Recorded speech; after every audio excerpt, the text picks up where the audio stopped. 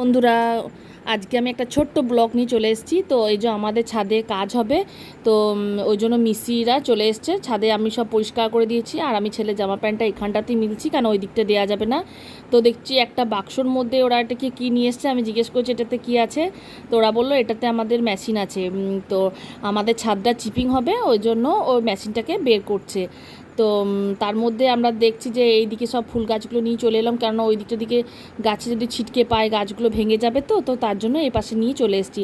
তো ওরা এখন লাইনের তার টাঙাচ্ছে, এরপর ওই মেশিন দিয়ে কাজ হবে। তো পুরো ছাদটাতে হালকা হালকা করে কুড়ে নেবে। তারপর দেখাবো একদিন আপনাদেরকে যে আমাদের ছাদটা কতটা কি কাজ হয়েছে।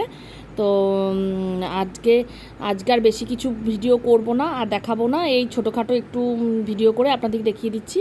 তো আমার ছাদে কাজ চলছে, আমাদের ওখানে টাটা স্কাইটা ওখানেই লাগানো রয়েছে। আর তার মধ্যে মা ফোন করেছে, মায়ের সঙ্গে কথা বলছি। আর রান্না চাপানোর জন্য আমি সোয়াবিনটা একটু ভেজে নিলাম। আজকে পটল আলু সোয়াবিনের তরকারি করব, তো ওই জন্য আমি পটলটাকে আগেই ভেজে নিয়েছি, একটু সোয়াবিনটাকেও ভেজে নিলাম। তারপর আমি আবার ছাদে চলে এসেছি। ছাদে দেখছি যে একদিকটা করা হয়েছে, তো তার পাশে বালি নামিয়ে দিয়েছে, কারণ এরপর কাজ হবে। তো আমি একদিন পুরো ছাদটা দেখাবো, আর মিস্ত্রিগুলো কাজ করছে সেটাও দেখাবো। এই যে গোলাপ গাছগুলো এখানে রেখে দিয়েছি। তো আজকে ভিডিও আমি এখানেই শেষ করলাম।